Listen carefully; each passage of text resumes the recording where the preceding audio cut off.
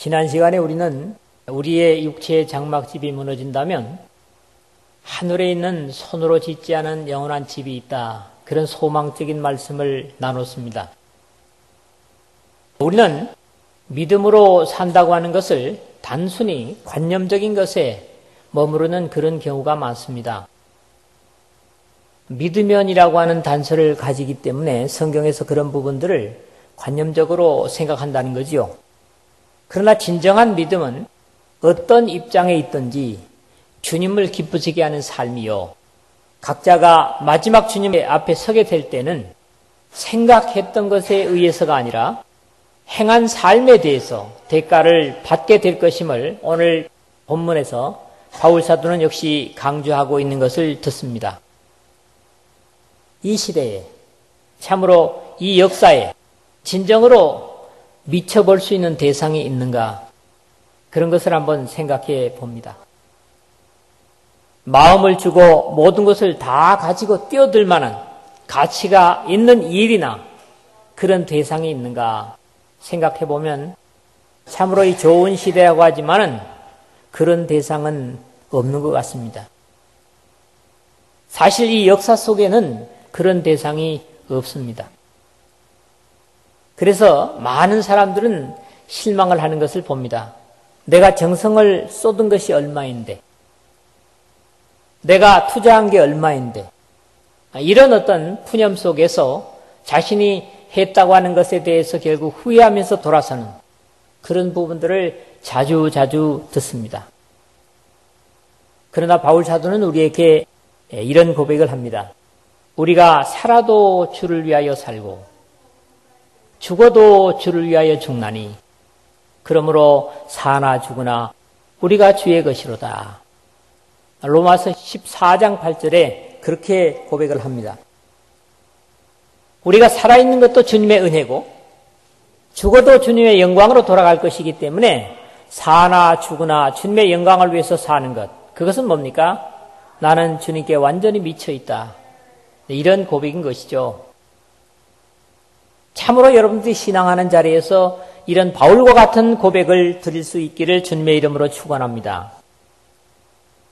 이렇게 우리의 삶을 바칠 대상이 분명해지면 무엇을 위해서 살 것인가, 누구를 위해 살 것인가도 더욱 분명해진다고 확신합니다.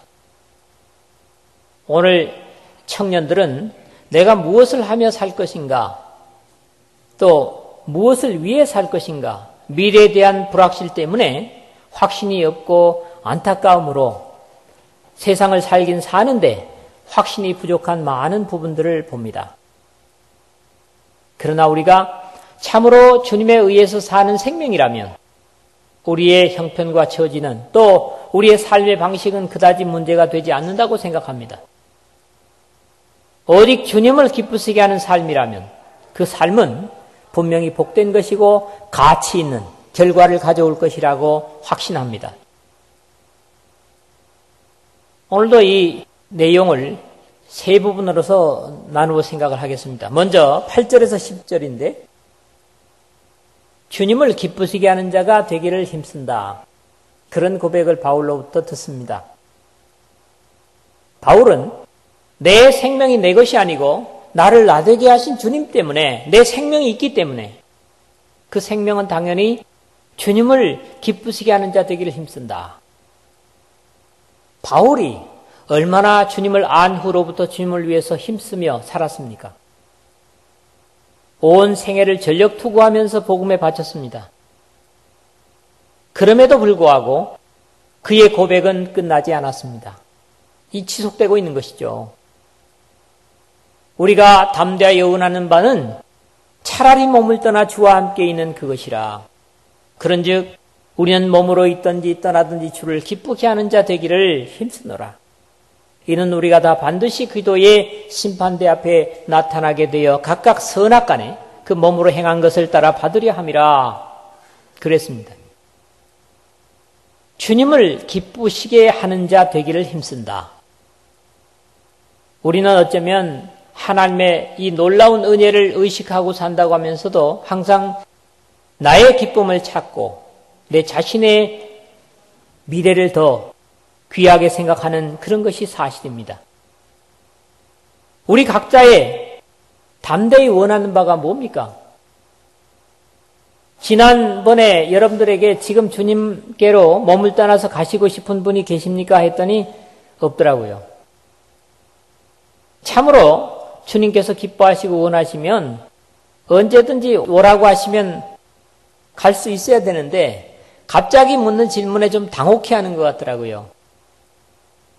근데 사실적으로 우리가 주님을 사랑하고 또 주님 때문에 사는 생명이 됐다면 그런 고백에 꾸밈없이 생각 없이 아멘할 수 있는 것이 바로 어린아이와 같이 주님께서 기뻐하시는 믿음이다, 그렇게 봅니다. 바울 사도의 간절한 기대는 오히려 이 육신을 벗고 주님과 함께 거하는 것이라고 성경의 여러 군데서 한 군데뿐만 아니라 수없이 그런 고백을 하는 것을 듣습니다. 그러나 그것이 다는 아닙니다. 순교가 다는 아닙니다. 순간적으로 죽어서 하나님 앞에 영광으로 가는 그것 사람들이 참 대단히 좋아하고 또 우리 대한민국 사람들은 그것을 굉장히 영광스럽게 생각을 합니다. 우리는 육신을 입고 있어도 주님을 기쁘시게 할 수 있어야 합니다. 육신에 살면서 주님을 기쁘시게 할 수 있어야 된다는 거지요. 왜냐하면 육신 안에 있으면서 주님을 기쁘시게 해드리지 못하는 사람은 육신을 떠나서도 주님을 기쁘시게 할 수 있는 확신이 없습니다. 그렇기 때문에 육신을 입고 있는 이 순간에도 주님을 기쁘시게 할 수 있는 그런 산제사로 되어지는 삶이 되어야 됩니다. 그것이 진정한 믿음의 사람들이고 하늘에 속한 사람들의 모습인 것이죠. 그래서 우리의 육신에 사는 것이 어찌 보면 기준이 되기도 하는 겁니다. 바울은 그런즉 너희가 먹든지 마시든지 무엇을 하든지 다 하나님의 영광을 위하여 하라. 고린도전서 10장 31절에 그렇게 당부를 합니다. 우리는 이 휴일날 어디 가서 별난 음식을 먹어볼까 그런 고민들을 하지요. 근데 그것이 내 쾌락이나 내 기쁨을 위해서가 아니라 먹는 것도 주님을 위해서 또 마시는 것도 주님의 영광을 위해서 살 수 있는 먹고 마심이 사실은 우리의 삶을 위해서고 우리의 일을 위해서인데 이런 것조차가 주님의 영광을 위해서 행해질 수 있는 그런 믿음이야말로 참으로 나중에 주님 앞에 행한 대로 받을 믿음이 된다, 이런 말씀입니다. 육신에 있는 한 주님을 기쁘시게 할 수 없다, 그렇게 말을 하는데 왜요?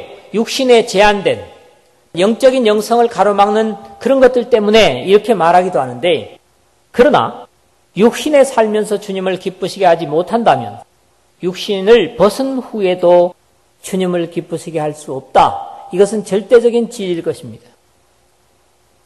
그러므로 하나님을 기뻐하는 삶은 우리가 이 세상을 떠나서 천성에 가서 천국에 가서만 주님을 기쁘시게 하는 게 아니고 오늘 이 역사의 현장 속에 내 삶의 현장 속에서 주님을 기쁘시게 하는 삶을 지속하는 사람이 마지막 주님 앞에 가서도 주님의 영광을 높일 수 있을 것이다. 확신하시기를 주님의 이름으로 부탁을 드립니다. 또 우리는 사람도 지속적으로 기쁘게 할 수 없습니다. 그 히브리 잠언에 보면 이런 말이 있습니다. 여자분들은 좀 용서하시고 들으십시오마는 마른 막대기를 기쁘게 하는 것보다도 아름다운 여인을 기쁘게 하는 것은 어렵다. 그런 말이 있습니다. 그만큼 기쁨을 찾는다는 것은 어렵다는 거지요. 어떻게 마른 막대기를 기쁘게 할 수 있겠습니까? 그런데 그보다도 아름다운 여인을 기쁘게 하는 것은 더 어렵다. 이 일리가 있는 말입니다. 새겨 들어볼 만한 말이죠. 그러나 주님을 기쁘게 하는 것은 오히려 쉽습니다. 사람은 아침에는 이런 기분이었다가 저녁에는 이런 기분이고 점심 먹을 때는 이런 기분이었다가 또 저녁 식사를 할 때는 이런 기분입니다. 그래서 동일하게 같은 것을 향해서 기뻐하지 못합니다. 그렇기 때문에 사람을 기쁘시게 할 수 없는 것이죠. 그렇지 않을까요? 분명합니다. 사람을 지속적으로 기쁘게 하는 것은 어렵습니다. 그러나 주님은 신실하고 겸손하기만 하면 언제든지 기뻐하시고 그런 자를 사랑하시기 때문에 주님은 지속적으로 기쁘시게 할 수 있다는 말입니다. 믿음에 대한 확신과 고백으로 산다면 그렇다는 거지요. 스스로 속이지 말라. 하나님은 업신영입을 받지 아니하나니 사람이 무엇으로 심든지 그대로 거두리라. 자기의 육체를 위하여 심는 자는 육체로부터 썩어질 것을 거두고 성령을 위하여 심는 자는 성령으로부터 영생을 거두리라. 그렇습니다. 우리가 내 육신의 삶, 내 육신을 기쁘게 하는 것과 또 보이지는 않지만 우리를 우리 되게 하시고 영광에 우리를 이끄실, 아니 지금도 영광 중에 살게 하는 주님을 기쁘시게 하는 삶인가, 여기에 대한 기로에서 언제나 주님을 선택할 수 있다면 우리는 영원한 세계 속에서도 주님과 더불어 영광을 누릴 수 있을 것이라는 고백을 듣는 것입니다. 내가 너희 각 사람의 행위대로 갚아주리라. 요한계시록 2장 23절에 말씀합니다. 그렇습니다. 오늘 여러분이 그리스도인이라고 하는 삶 속에서 이 육신의 성전에 살면서 주님을 영화롭게 하고 주님을 기쁘시게 한다면 그것은 성공하는 삶이고, 이 우리의 삶의 육신적인 과제가 어떤 것이 됐든지 그것은 분명히 주님이 바라시고 원하시는 삶이 될 것입니다. 또 그런 사람들은 마지막 육신을 벗었을 때도 주님의 영광을 나타내고 기쁘게 찬양할 수가 있을 것입니다.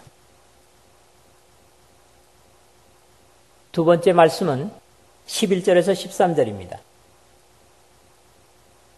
우리는 주님의 두려우심을 알므로 사람들을 권면하거니와 우리가 하나님 앞에 알려졌으니 또 너희의 양심에도 알려지기를 바라노라.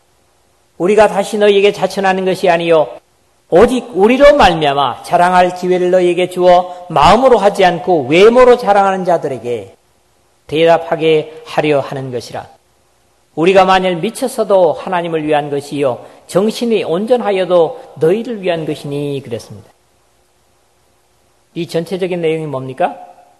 하나님께서는 우리의 삶을 모두 아신다는 겁니다. 앞에서 그랬죠. 바울뿐만 아니라 우리 하나님의 백성들은 주님을 기쁘시게 하는 자 되기를 힘쓴다 그랬습니다. 그런데 그것이 외형적으로 그런 척 하는 것인지 아니면 진정으로 심령에서부터 마음에서부터 삶 속에 주님을 기쁘시게 하는 것인지 부끄럽고 두렵게도 주님은 아신다는 사실입니다. 바울 사도는 교회 유익을 위해서 아주 조심스러운 이런 말을 하고 있습니다. 누군가 나를 중심을 안다, 내가 행한 것을 알고 있다 하는 것은 사실은 자신 없는 삶을 사는 사람들에게는 두려움의 이유죠. 내가 뭐 잘못한 것을 갖다가 저 사람이 안다. 그건 뭡니까? 저 사람에게 약점이 잡힌다는 거거든요. 그러나 주님은 우리의 초라함과 약함을 아심에도 그것을 약점으로 사용하지 않으시는 분이라는 거죠. 그렇기 때문에 우리가 그 주님을 사랑할 수 있는 것입니다. 참으로 진실로 주님을 사랑하는 바울을 고린도 교회는 인정을 하지 못합니다. 저 사람은 가짜다. 저 사람은 옳지 않다. 율법과 계명을 어기라고 한다. 수없는 오해를 받습니다. 그러나 하나님께서는 바울의 중심을 알고 계실 것이고 이 바울의 진정한 마음이 고린도 교우들의 심령에도 알려지기를 원한다. 이런 고백을 하고 있는 겁니다.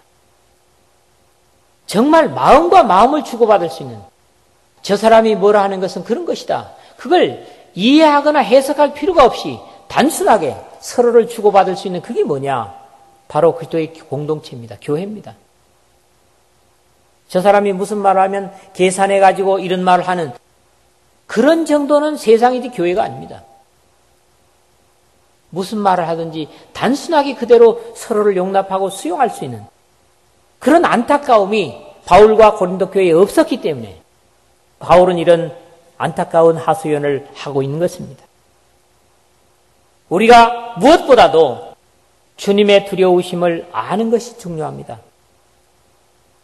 여러분, 주님을 두려워할 수 있어야 됩니다. 이게 다른 말로 뭐라 합니까? 이 말을 하나님을 경외하는 것이라고 합니다. 하나님이 우리의 속모습까지도 뼛속까지도 아시는 분이기 때문에 우리는 그 하나님을 두려워할 수 있어야 되는데 믿음의 사람들이 하나님에 대한 경외감이 없습니다. 하나님에 대한 두려움이 없어요. 그렇기 때문에 바울 사도는 우리는 주의 두려움을 안다 그렇게 고백합니다. 여러분, 주님의 두려움심을 아셔야 됩니다. 주님을 경외하십시오. 그것이 우리의 인생이 하나님을 기쁘게 살 수 있는 것인지 아니면 나 자신을 위해서만 사는 것인지 내 가족만을 위해서 사는 것인지 기준이 됩니다.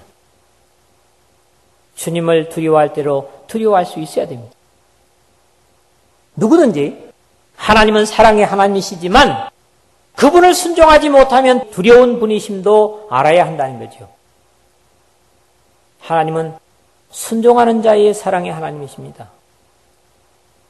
거역하는 자에게는 두려움의 하나님이시라는 걸 아십시오. 그래야만이 우리가 하나님 앞에 올곧은 삶을 살 수가 있는 것입니다. 그래서 이 하나님을 두려워하는 바탕 위에서 사람을 권면할 수 있어야 합니다. 바울은 그렇기 때문에 나는 사람을 의식하거나 사람을 기쁘게 하려고 하는 게 아니라 하나님을 의식하고 하나님을 기쁘시게 하려고 그렇게 고백합니다. 그렇습니다. 사람의 좋아하는 반응만을 기대해서는 안 됩니다. 언제나 하나님을 기쁘시게 하고 하나님을 두려워하는 가운데 사람을 그 하나님이 원하시는 방향으로 권면할 수 있는 이것이 진정으로 하나님의 백성들이요 하나님의 종이죠. 하나님께서는 우리 모두를 속속히 다 아십니다. 겉만 화려하게 차려입은 거짓된 자들에게 우리는 우리의 진실과 하나님을 사랑함을 자랑할 수 있어야 됩니다. 예수님께서 오셨을 때에 바리새인들과 사두개인들이 그런 사람들이었습니다. 그들은 사회적으로 모든 것을 차려입었습니다. 종교적으로도 차려입었고 존경이나 학술로도 사람들에게 다 차려입은 사람들이었습니다. 그러나 그들의 중심을 아는 주님께서는 그들을 책망하고 있습니다.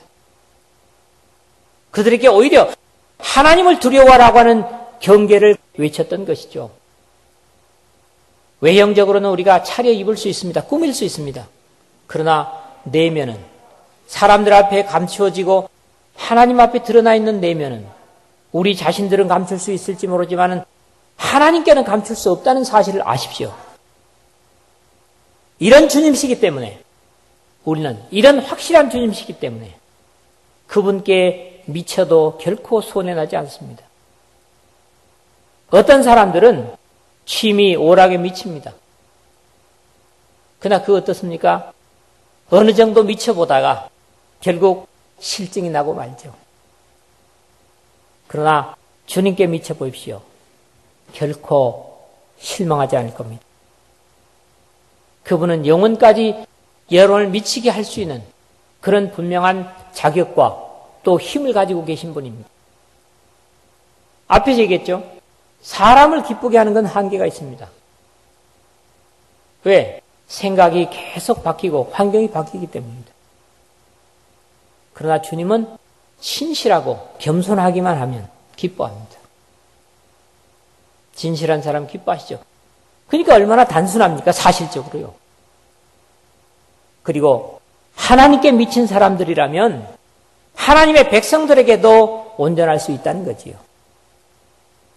하나님께 전력 투구하고 모든 것을 드릴 수 있는 사람이라면 하나님의 백성들을 그의 백성들에게도 역시 최선을 다할 수 있을 것이다 하는 겁니다. 그렇습니다. 우리가 무엇에 미쳐 있든지 또 무엇을 목표하고 있든지 어머니도 자식들도 모르지만은 하나님은 아십니다. 참으로 하나님께서 기뻐하시고 또 하나님께서 사랑의 하나님이실 뿐만 아니라 우리가 그를 순종치 못할 때는 두려움의 하나님이시라는 것도 여러분들이 아시기를 주님의 이름으로 축원합니다. 세 번째로는 그렇기 때문에 마지막 14절 15절은 우리가 누구를 위해서 살 것인가, 무엇을 위해서 살 것인가를 말씀합니다. 그리스도의 사랑이 우리를 강권하시는도다. 우리가 생각하건대 한 사람이 모든 사람을 대신하여 죽었은즉 모든 사람이 죽은 것이라. 그가 모든 사람을 대신하여 죽으심은 살아있는 자들로 하여금 다시는 그들 자신을 위하여 살지 않고 오직 그들을 대신하여 죽었다가 다시 살아나신 이를 위하여 살게 하려 함이라 그랬습니다. 앞에서 뭐라 했습니까? 11절에서는 우리는 주의 두려우심을 알므로 그랬죠. 그런데 오늘 이 14절에는 그리스도의 사랑이 우리를 강권하시는도다. 여기는 하나님의 거룩한 공의와 그리고 하나님의 사랑을 양립적으로 말씀하고 있는 것을 듣습니다. 모든 사람들은 사실 자신을 위해서 삽니다. 이 말이 좀 듣기에 거북할지 모르지만 사실입니다. 모든 사람은 자신을 위해서 삽니다.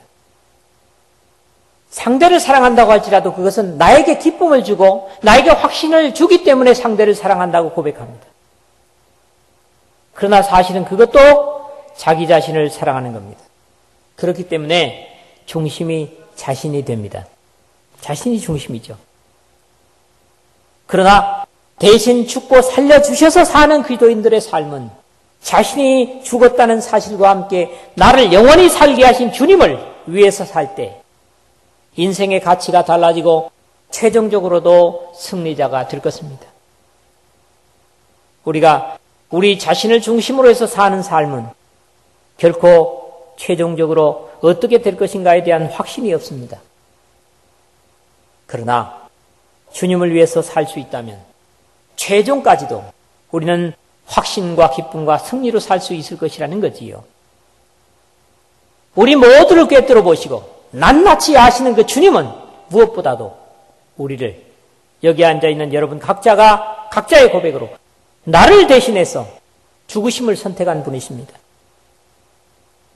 나를 대신해서 주님은 영광보다도 죽으심을 선택하신 분이십니다. 우리는 때로 안다는 것 때문에 위기를 당할 때 강권합니다.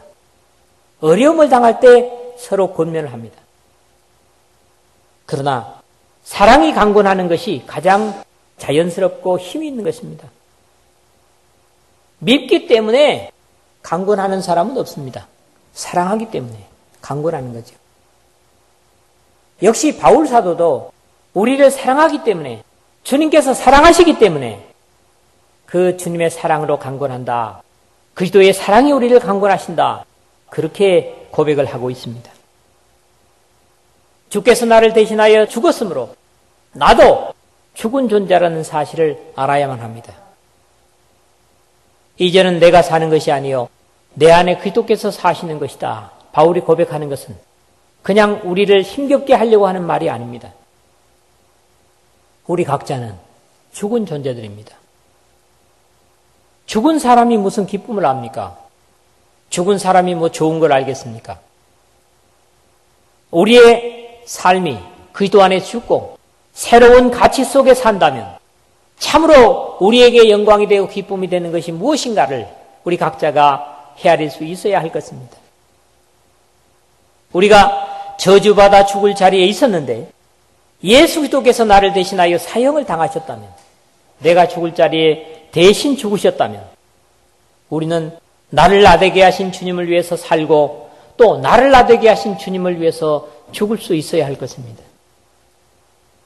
그럴 때 우리의 삶은 조화를 얻고 자연스러운 모습이 될 것입니다. 다시는 자신을 위해서 살려는 이기심을 버리고 나를 살려주신 주님을 위해서 살 수 있어야 합니다. 5월달이 이 세상적으로는 가정의 달이라 그럽니다. 그래서 어느 날은 어린이들을 위해서 기쁘게 하고 어느 날은 어머니를, 아버지를 위해서 기쁘게 하고, 오늘도 아마 마리아 부인회에서는 어머니, 아버지들을 위해서, 어르신들을 위해서 또 맛있는 음식을 준비한 줄 압니다. 그러나 그런 것들은 늘 순간적이고 길게 가질 못합니다. 참으로 자녀를 기쁘게 하고 참으로 부모를 기쁘게 할 수 있는 것은 위로부터 주님을 기쁘시게 할 때, 주님과의 올바른 관계를 가지고 있을 때, 순간이 아니라 영혼 속에서 자식을 기쁘게 할 수 있고 부모를 기쁘게 할 수 있습니다. 이것이 믿음의 사람들이죠. 그리고 내가 부모를 위해서 공부를 잘해야 되겠다. 공부가 아닙니다. 오후에 그런 말씀을 좀 다루고자 합니다만은, 우리가 어떤 일을 하든지 성경 속의 인물들을 보면 그 일은 천차만별입니다.